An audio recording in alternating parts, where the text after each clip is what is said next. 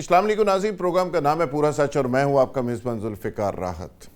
ناظرین، آج کے پروگرام میں ہم بات کریں گے کہ اسرائیلی صحافی نے دعویٰ کیا ہے کہ امریکہ ایران پر حملہ کرنے سے پیچھے کیوں ہٹا، اور اس کی وجوہات انہوں نے بتائی ہیں کہ بنیادی طور پہ یو اے ای، سعودی عرب اور قطر نے امریکہ کے اوپر دباؤ ڈالا تھا کہ اگر آپ اٹیک کریں گے تو اس کی قیمت ہمیں ادا کرنی پڑے گی، اور یہ بنیادی وجہ بتائی گئی ہے پیچھے ہٹنے کی۔ اور دوسری سب سے بڑی بات یہ تھی کہ 6 بڑی ایجنسیز نے ٹرمپ کو رپورٹ کیا تھا کہ آپ ایران کو اس طرح فتح نہیں کر سکتے، شکست نہیں دے سکتے، اس کے بہت سارے فیکٹرز ہیں، اور 12 پوائنٹس بھی اس میں لکھے گئے تھے، اور ٹرمپ کو ریئلائز کروایا گیا تھا کہ یہ فیصلہ آپ کا غلط ہے، لڑائی میں ہم ایران کو شکست نہیں دے سکتے۔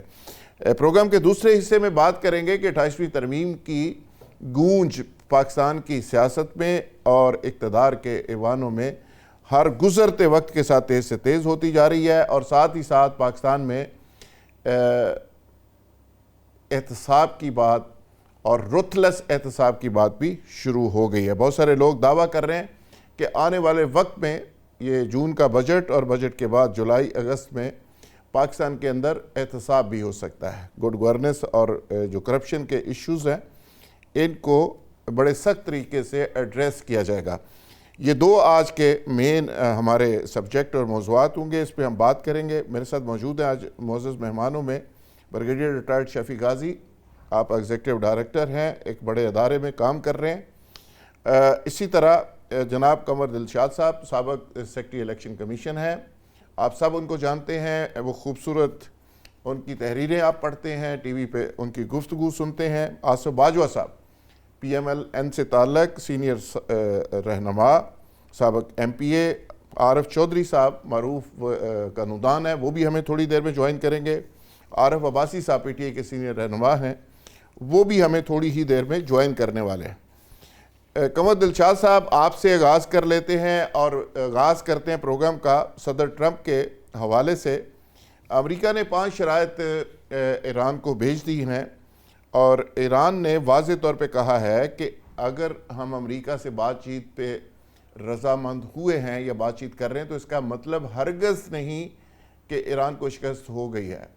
امریکہ شکست تسلیم کرے اور ہمارے مطالبات کو تسلیم کرے تو ہم آگے بڑھنے کو تیار ہیں، ورنہ ہمارے ہاتھ ٹریگر کے اوپر ہیں اور ہماری فوج پوری طرح سے امریکہ اور اسرائیل کا جواب دینے کے لیے تیار ہے۔ جناب قمر دلشاد صاحب،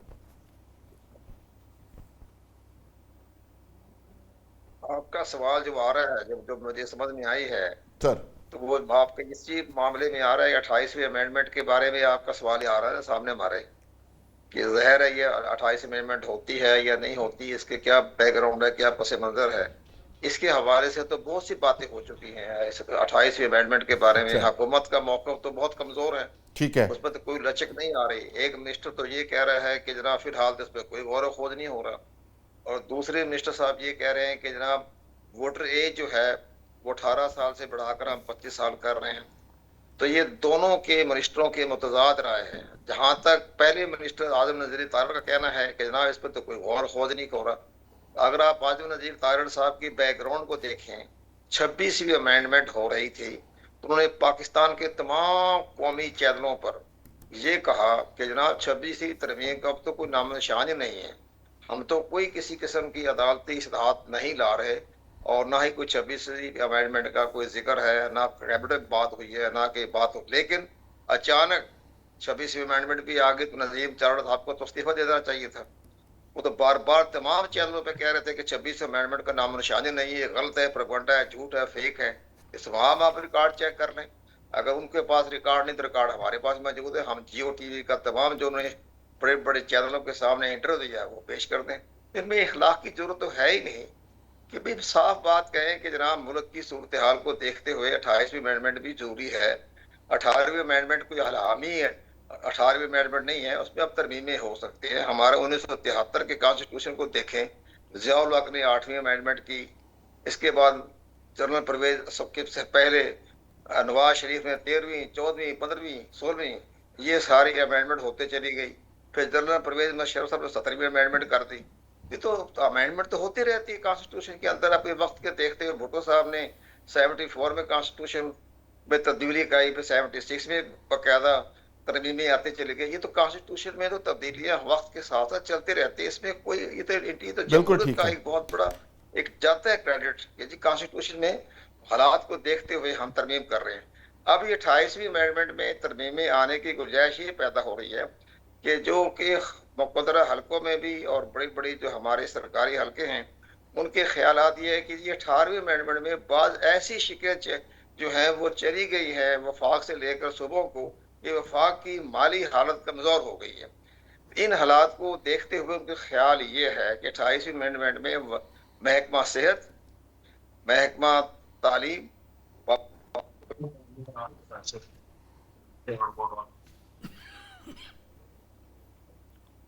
اسی طرح دیگر جو معاملات ہیں وہ بھی ہم آہستہ آہستہ ترمیمیں کر کے ان کو واپس صوبائی گورنمنٹ سے لے کر وفاق کو دے دیں. بالکل ٹھیک ہے. اسی طرح آپ یہ دیکھیں کہ 18ویں امینڈمنٹ میں ایک رضا ربانی صاحب نے بہت دلیرانہ طریقے سے اس وقت کے حالات کے مطابق یہ آئینی اصلاحات کی تھی انہوں نے.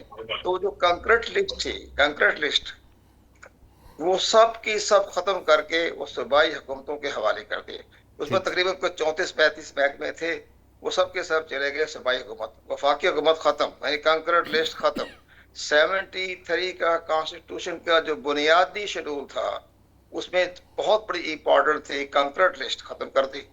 یہ اسی طرح سے اب آہستہ آہستہ چند محکمے جو ہیں یہ وفاق کو دیے جانے کی حکومت کے سرکاری حلقوں میں یہ زیر بحث آ رہی ہے. ابھی کوئی اس کا متفقہ فیصلہ تو ابھی ہوا نہیں ہے, لیکن اس کے ساتھ ساتھ یہ بھی کہہ رہے ہیں کہ جو نیشنل فائنانس کمیشن کا جو ہے ایوارڈ اس کو بھی نظر ثانی کریں تاکہ وفاق جو ہے وہ پیسوں کا محتاج ہو رہا ہے. آرمی کو, سول اسٹیبلشمنٹ کو ان کو تنخواہیں نہیں مل رہی, یہ ان کی پینشنوں میں کمی ہو رہی ہے. ان سب کو دیکھتے ہوئے خیال یہ ہے کہ اب اور صوبے بڑے امیر ہو گئے ہیں. آپ یہ دیکھیں کہ کسی وقت میں صوبے جو تھے وہ وفاق کی طرف دیکھتے تھے کہ ہمیں کوئی پیسہ ملے گا, لیکن اب تو وفاق صوبوں کی طرف دیکھ رہا ہے کہ سر ہم بڑی مہربانی فرمائیں پیسے دے دیں. تو یہ ساری چیز دیکھتے ہوئے ہمارے جو حلقے ہیں بڑے اعلیٰ تک انہوں نے سوچا کہ ہم اس پر ترمیم کریں. بالکل ٹھیک اب ہے. یہ ترمیم کرنے کی سب سے بڑی گنجائش یہ پیدا ہو رہی ہے, جیسے میرا پوائنٹ آف ویو آپ نے سنا ہوگا, باقی تمام آیا ہے. آصف علی زرداری صاحب وہاں تو بڑے معتبر سیاستدان, حالات کے مطابق چلتے ہیں وہ. اب اگر انہوں نے 18ویں امینڈمنٹ میں ترمیم پر کوئی سٹینڈ لے لیا, سخت سٹینڈ لے لیا کہ جناب یہ تو ہمارا صوبوں کا معاملہ ہے, صوبوں کی خود مختاری ہے, مالی ہم اس میں ایک انچ بھی تبدیلی نہیں کریں گے, تو پھر یہ جو ہے آصف علی زرداری صاحب تو صدر رہیں گے, ان کو انہوں نے کہاں جانا ہے.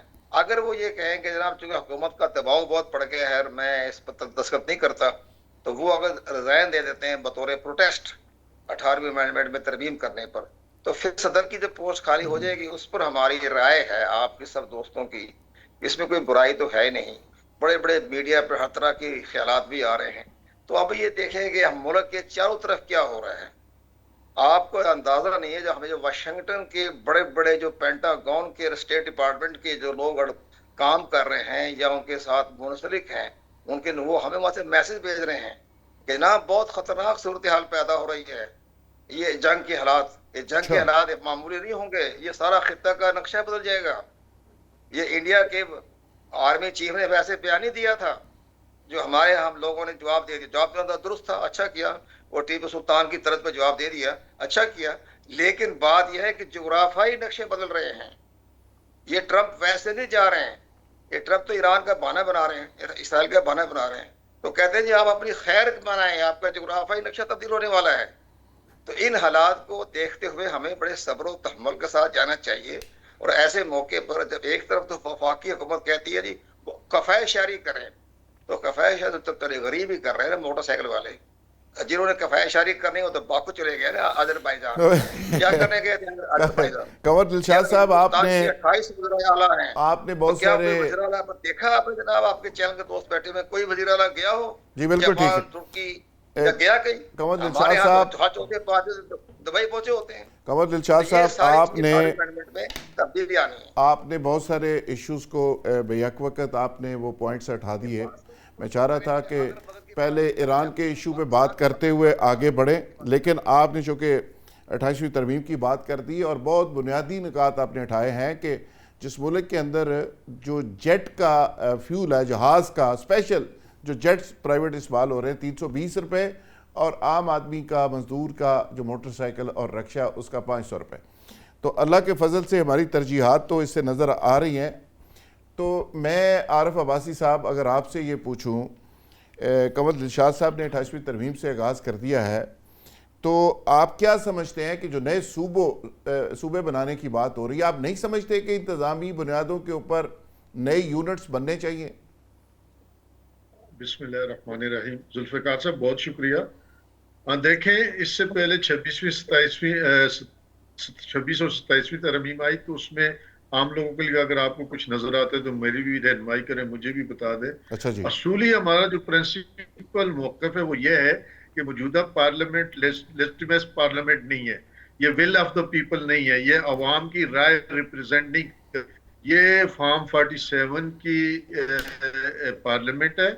اس کو پارلیمنٹ، عوامی پارلیمنٹ کہنا بھی عوام کی توہین ہے. اچھا جی. نمبر 1. نمبر 2، 1973 کا کانسٹیٹیوشن بڑی مشکل سے ایک متفقہ کانسٹیٹیوشن تھا، اور آلموسٹ جتنے بھی 26 ترامیم سے پہلے اس پہ ترامیم ہوئی ہیں وہ اباؤٹ مطلب 75% سے زیادہ لوگوں کی رائے سے ہوئی ہے. تو اس پارلیمنٹ کو متفقہ ان کو چھیڑنے کا کوئی حق حاصل نہیں ہے، کیونکہ اس کی روٹس عوام میں نہیں ہے، یہ ول آف دا پیپلز نہیں ہے. زور زبردستی ترامیم نہ بھی کریں. انہوں نے دیکھ لیں عباسی صاحب، یہ جو عباسی صاحب آئین، پھر کیئر ٹیکر کا آیا وہ آئین توڑا. آئین اور قانون عباسی صاحب جو ہوتا ہے وہ لوگوں کے لیے ہوتا ہے، لوگوں کی بہتری کے لیے ہوتا ہے. کوئی عثمانی صحیفہ تو ہوتا نہیں کہ اس میں وقت کے ساتھ ساتھ آپ تبدیلی نہیں کر سکتے، وہ تو ہونی چاہیے. کیا خیال ہے؟ نہیں دیکھیں ذوالفقار صاحب، میں نے آپ سے عرض کی نا 26ویں 27ویں پروف میجارٹی کے ساتھ ترامیم میں ڈنڈے کے زور پہ ہوئی ہے. اگر کوئی چیز اس میں عام پبلک کے لیے ہے یا پاکستان کے فائدے کے لیے ہے تو وہ مجھے بھی بتا دے، میری رہنمائی ہو جائے گی، میری تصحیح ہو جائے گی. مجھے ان دونوں ترامیم میں عوام کے لیے کچھ بھی نہیں نظر آیا. نئے صوبوں کے اگر نئے صوبے بن جائیں، انتظامی بنیادوں کے اوپر نئے یونٹس بن جائیں، ہمارے پاس دیکھیں نا ایک صوبہ جو ہے وہ دنیا کا 16واں بڑا ملک ہے، 13 کروڑ کی آبادی ہے. تو اگر اس کا سائز چھوٹا ہو جائے، اس کی مینجمنٹ آسان ہو جائے، تو کیا یہ پبلک انٹرسٹ میں نہیں ہے؟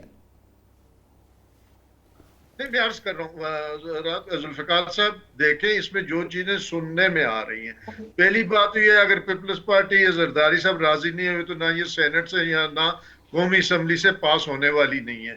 نمبر 1. نمبر 2، جس طرح یہ کہہ رہے ہیں کہ ووٹر کی لسٹ اس میں وہ مطلب ووٹر کی عمر جس طرح یہ بڑھانا چاہ رہے ہیں، وہ اس میں عوام کا کیا فائدہ ہے یا عوام کے لیے اس میں کیا سہولیات میسر آ جائیں گی، عوام کے مسائل ختم ہو جائیں گے. تیسرا، ہاں یونٹ، بالکل اس چیز پہ ہم متفق ہیں کہ انتظامی طور پہ بڑے صوبے بہت زیادہ بڑے ہو گئے ہیں، ان کو انتظامی طور پہ اس طرح رن کرنا عوام کے ساتھ. اچھا عارف عباسی صاحب، اگر دیکھیں اپوزیشن کو گورنمنٹ پہ اعتراض ہو تو پھر اس کا ایک طریقہ ہوتا ہے کہ پرائیویٹ ممبر بل ہے، اپوزیشن خود کو ڈرافٹ لے آئے، خود لیجسلیشن لے آئے، لیکن وہاں پہ 5 سال کئی لیجسلیٹر ہیں وہ بیٹھے رہتے ہیں.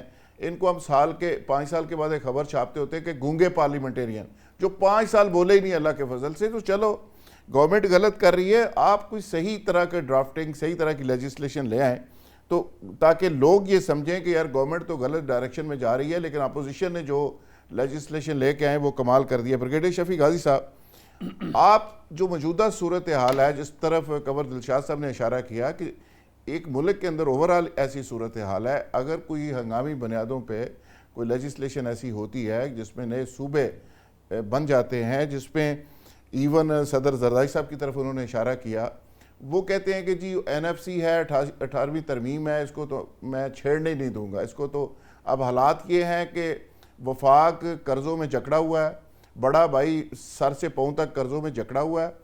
قرضے دینے ہیں وفاق نے، یعنی پاکستان، حکومت پاکستان نے عیاشی کر رہے ہیں صوبوں کے پاس سرپلس بجٹس ہیں اور وفاق پھنسا ہوا ہے، خرچے چلانے کے لیے پیسے نہیں ہیں. تو یہ جو تقسیم ہو گئی ہے تو کیا ہم نے کوئی 5-6 پاکستان نہیں بنا دیے؟ وفاق کمزور نہیں ہوا اس سے؟ ذوالفقار بھائی، سب سے پہلے تو میں آپ کا شکریہ ادا کرتا ہوں. Thank you sir. آج میں فرسٹ ٹائم آپ کے پاس یہاں اسٹوڈیو میں آیا ہوں اور بہت اچھا لگا. اس کے بعد میری طرف سے تمام جتنے بھی مہمان معزز آئے ہوئے ہیں اس پروگرام میں ان سب کو سلام کرتا ہوں. ٹھیک ہے جی. بڑا امپورٹنٹ سبجیکٹ ہے جس پہ آج آپ نے بات شروع کی ہے. 28ویں ترمیم کیونکہ پچھلے کوئی 2 ہفتوں سے اس کے اوپر بہت بات چیت ہو رہی ہے, بہت سارے میڈیا کے اوپر بھی اور پرسنلی بھی اور کارنر میٹنگز میں بھی لوگ آج کل یہ بات کر رہے ہیں. میں پرسنلی 2-3 ایشوز کو ہائی لائٹ کروں گا. پہلی بات یہ ہے کہ جتنی بھی امینڈمنٹس قانون میں ہوتی رہی اس سے پہلے best of the best public interest میں ہیں اور پاکستان کے انٹرسٹ میں ہیں. اگر کہیں کسی جگہ پہ کوئی پرسنل انٹرسٹ میں تھی تو وہ they were converted into the public interest کے اندر. 18th امینڈمنٹ جو ہے بنیادی طور پہ صوبوں کے انٹرسٹ کو سامنے رکھ کے یہ کی گئی تھی, اور اس کے اندر بہت سارے ایسی چیزیں تھیں جس کے اندر powers were delegated to provinces, اور جب وہ پاورز ڈیلیگیٹ ہو گئیں اور جو ریسورسز ہے وہ ڈیلیگیٹ ہو گئے تو اس کے اندر ایک چیز بڑی واضح 2010 کے بعد سامنے آئی کہ آپ کا سینٹر بہت ویک ہو گیا اور آپ کے پروونسز بہت تکڑے ہو گئے. پروونسز کے پاس ریسورسز بھی تھے, پاورز بھی تھی, اور بہت سارے ڈپارٹمنٹس محکمے ایسے تھے جو آپ نے شفٹ کر دیے پروونسز کو. ٹھیک ہے, لیکن ہوا یہ الگ بات ہے صوبوں میں جا کے فعال نہیں ہوئے, کام اس پہ نہیں ہو سکا. لیکن ہوا کیا کہ بہت سارے امپورٹنٹ لائک ایجوکیشن اور ہیلتھ کے جو ڈپارٹمنٹ تھے ان کے اوپر کوئی کام نہیں ہوا. ان کے اوپر جو کام سینٹر کر رہا تھا وہ صوبوں کے اندر جا کے نہیں ہوا, اور ریزلٹنٹلی بہت سارا ایریا جو ہے وہ ویک ہو گئے آپ کے پچھلے 2010 سے 2025-26 تک, یعنی ان 15 سالوں میں Pakistan has gone far behind. اچھا ایک چیز میں آپ کو اور بھی بتا دوں, اس نے نہ صرف آپ کے سوشل سٹرکچر پہ یا اس کے آپ کے جو فائنینشیل سٹرکچر اس کے اوپر اس نے اثر ڈالا, اس نے آپ کے پولیٹیکل سٹرکچر کے اوپر بھی اثر ڈالا. 2010 کے بعد آپ دیکھ لیں کہ پیپلز پارٹی پنجاب سے بالکل سکویز ہو کے سندھ میں چلی گئی, اور سندھ سے ساری نون لیگ سمیٹ کے انہوں نے پنجاب میں ڈال دی. اب اٹ واز بائی ڈیزائن اور اٹ واز بائی آپ یہ کہہ لیں کہ that social contract which was made. آپ کہہ رہے ہیں بڑی پارٹیاں صوبائی پارٹیاں بن گئی. او یس, نیشنل پارٹی نہیں بن.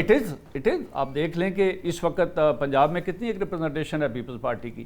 یہ تو ابھی زرداری صاحب نے پریزیڈنٹ بننے کے بعد پچھلے کوئی 2 سالوں میں تھوڑا سا پنجاب کو دوبارہ ری ایبلیٹیٹ کرنے کی کوشش چاہیے. تو پولیٹیکلی بھی اس کے بڑے اثرات ہوئے کہ جو پارٹی تھی ان کی کنسنٹریشن جو ہے وہ زیادہ پروونسز کے اوپر ہو گئی. ان کی جو کنسنٹریشن تھی وہ آپ کی اوور آل وفاق کے اوپر نہیں ہوئی جو صوبوں کے اوپر چلی گئی, اور صوبوں کے سارے ریسورسز پھر آپ کو یاد ہے ایک سٹیٹمنٹ میں یہاں پہ کہنا چاہوں گا انتظامی یونٹس کی آپ ضرورت سمجھ رہے ہیں. اچھا اس کے اوپر جو ہے میں آپ کو بڑا پریسائزلی بات کروں گا. یہ کوئی آج کا اچانک آئیڈیا نہیں آیا. پروونسز کی بات جو ہے 2000 سے پہلے بھی چل رہی تھی. 2000 میں آپ کو پتہ ہے جنرل مشرف کے ٹائم پہ it was on the peak, اور اس کے بعد بھی یہ بات چیت ہوتی رہی. آپ اس میں چیف ایگزیکٹو بھی رہے ہیں لاہور میں, پنجاب میں. ہاں, مشرف دور میں میں اس وقت کیونکہ ایک بڑی پوزیشن پہ تھا, اور میرا اپنا یہ ویو پوائنٹ تھا کہ جو بڑے صوبے ہیں ان کو چھوٹے صوبوں میں تقسیم کیا جائے, جو بڑے ڈسٹرکٹ ہیں ان کو چھوٹے ڈسٹرکٹ میں آگے تقسیم کیا جائے, اور بہت سارے ہوئے بھی ہیں. لیکن صوبوں کے اوپر کام نہیں ہوا. صوبے ابھی تک آپ کے 4 صوبے ہیں, اور فائنینشلی مینیج نہیں ہو رہے. اگر فائنینشلی ہو رہے ہیں تو ایڈمنسٹریٹیولی مینیج نہیں ہو رہے, پولیٹیکلی مینیج نہیں ہو رہے. آپ کا ایک خاص ایریا کے لوگ جو ہیں وہ ریپرزینٹ کر رہے ہیں آپ کے. تو آپ سمجھتے ہیں کہ اس کی شدت سے ضرورت ہے, اس کو ایڈریس کرنا چاہیے؟ میری ذاتی رائے یہ ہے کہ اس کو ایڈریس کرنا چاہیے, incorporating all the political parties, all the institutions, all important segments of society جتنے ہیں ان سب کو انوالو کیا جائے, بیکاز یہ ساری سوسائٹی کا ایشو ہے. میں بریگیڈیئر صاحب دوبارہ آپ کی طرف آتا ہوں. عارف چوہدری صاحب نے بھی ہمیں جوائن کر لیا ہے, معروف وکیل ہیں صاحب, سب جانتے ہیں, پریزیڈنٹ رہے ہیں اسلام آباد ہائی کورٹ کے, اور بڑی وزڈم کے ساتھ ہمیشہ بڑی دلیل کے ساتھ بات کرتے ہیں. عارف چوہدری صاحب, جو بحث چھڑی ہے 28ویں ترمیم کی, اس میں ایک شک تو یہ بھی تھی جو 27ویں میں وڈرا کروا لی بیوروکریسی نے, چونکہ بیوروکریسی کی ایک بڑی طاقت ہے. وہ 30-35 ہزار بیوروکریٹس ایسے ہیں جن کے پاس دوری شہریت ہے, پاسپورٹ ہے, اور اس وقت یہ لیجسلیشن میں شامل تھا کہ ایسے لوگوں کو کہا جائے کہ وہ سنگل نیشنلٹی رکھیں. اس میں سیاستدان بھی ہیں, اس میں صحافی بھی ہیں, بہت سارے لوگ ہیں. دوسری نئے صوبے تھے, تیسرا NFC تھا. تو آپ کے خیال میں آپ سمجھتے ہیں کہ اب ضرورت آ گئی ہے, یہ وقت آ گیا ہے کہ ان ساری چیزوں کو ایڈریس کیا جائے دوبارہ سے؟ لیجسلیشن جو ہوتی ہے نا وہ اس کے لیے ضروری یہ ہوتا ہے کہ سب سے پہلے آپ وہ مسودہ قانون پرپوز جو آپ کا قانون ہوتا ہے اس کو لوگوں کے سامنے لاتے ہیں، اسٹیک ہولڈرز کے سامنے، اور لوگوں تمام جو لوگ ہیں پبلک ایٹ لارج جو اس سے متاثر ہو سکتی ہے، وہ ان کے خیالات دیے جاتے ہیں، اور ان کے خاص طور پہ جو نمائندگان ہیں مختلف، اس میں سوشل سوسائٹی بھی آتی ہے، اس میں دانشور بھی آتے ہیں، اس میں سارے لوگ ہیں۔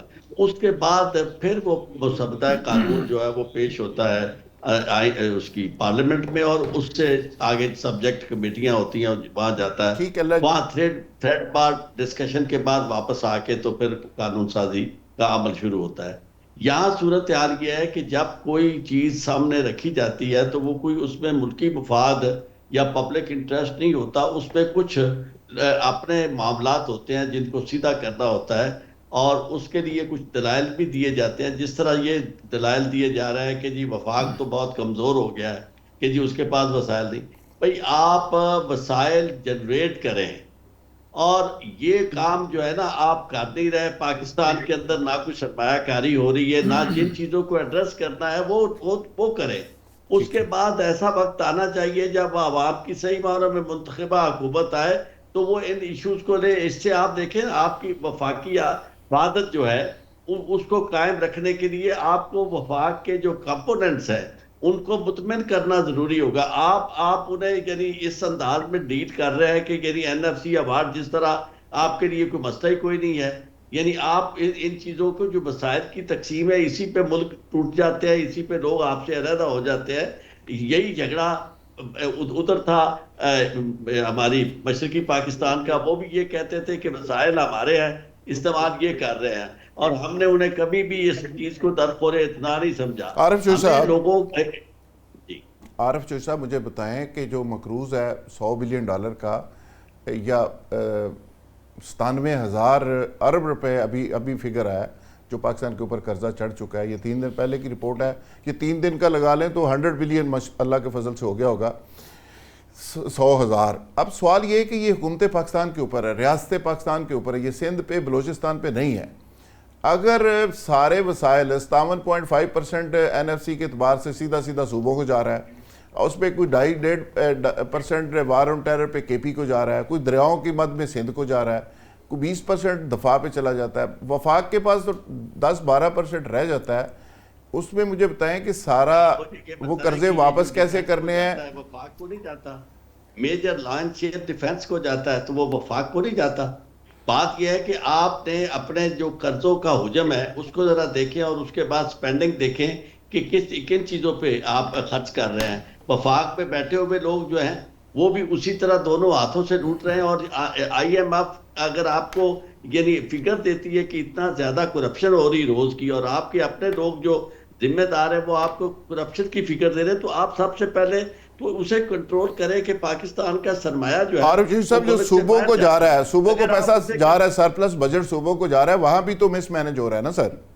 میں آپ کو عرض کروں یہ جو کچھ بھی مس مینج ہو رہا ہے نا، اس مینجمنٹ کا بالکل یہ طریقہ کار نہیں ہے کہ آپ 26ویں سے لے کر اب آپ 29ویں یعنی 28ویں اور اس کے بعد 29ویں بھی لے آئیں گے۔ آپ آئین کا حریہ آپ نے بگاڑ دیا ہے، اور یہ میں جو دوست پہلے بات کر رہے تھے ان سے کافی حد تک ایگری کرتا ہوں جنہوں نے یہ کہا تھا کہ یہ منتخبہ پارلیمنٹ نہیں ہے۔ آپ کو پتہ ہے جس انداز سے یہ پارلیمنٹ بنی ہے، اس کو دور رس نتائج کے حامل جو معاملات ہیں ان میں نہیں ہاتھ ڈالنا چاہیے۔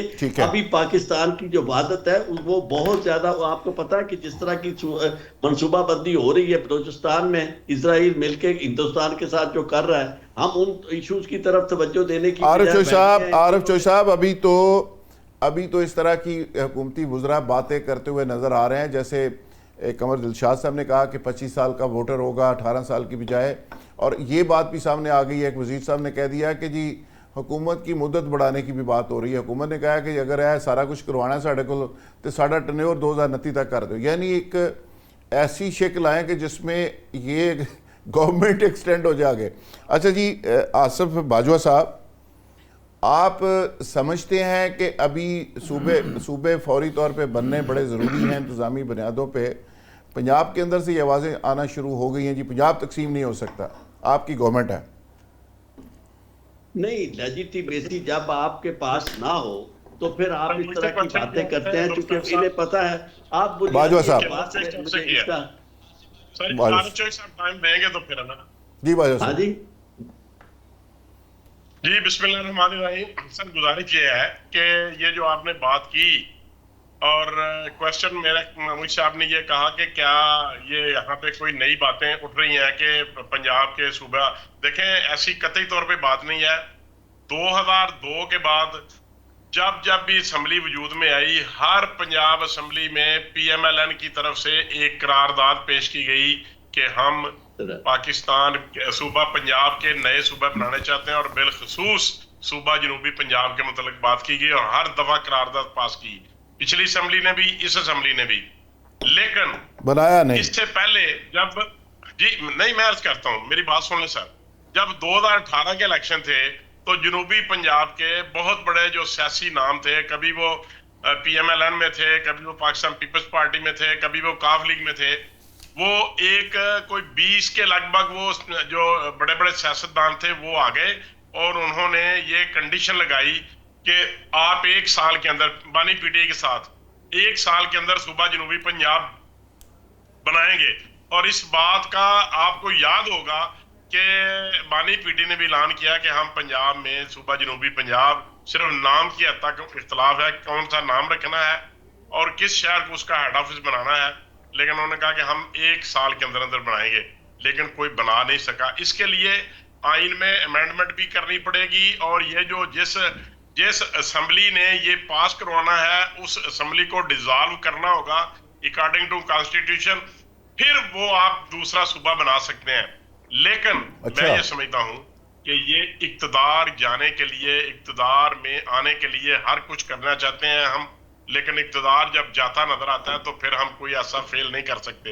میں یہ سمجھتا ہوں کہ تمام پارٹیز کے اوپر بالخصوص جو اس وقت گورنمنٹ کولیشن گورنمنٹ ہے پاکستان پیپلز پارٹی اور پاکستان مسلم لیگ نواز ان کو ہماری یہ خواہش ہے کہ ہم کوئی ایسا راستہ نکالیں کہ ہم جنوبی صوبہ پنجاب بنانا چاہتے ہیں اور ہماری طرف سے کسی قسم کے کوئی ڈیلنگ ٹیکٹکس نہیں ہے لیکن اس کے لیے پھر بھی جو صوبہ جنوبی پنجاب سے جو لوگ یہاں پہ منتخب ہیں اس اسمبلی میں نیشنل اسمبلی میں بھی اور پنجاب اسمبلی میں بھی ان کا بھی فرض بنتا ہے کہ وہ اپنے اقتدار کی قربانی دیں اور وہ کہیں کہ ہم چھوڑتے ہیں اقتدار کو ہم یہ قرارداد جو پاس ہوئی ہے اس کو فالو کرتے ہیں اور ہم ڈیزولیشن کی طرف جا کر کے اپنا صوبہ بنانا چاہتے ہیں. اگر آپ صرف سمجھتے ہیں کہ صرف کسی پارٹی کی لیڈرشپ ہی ذمہ دار ہے تو یہ قطعاً ایسی بات نہیں ہے.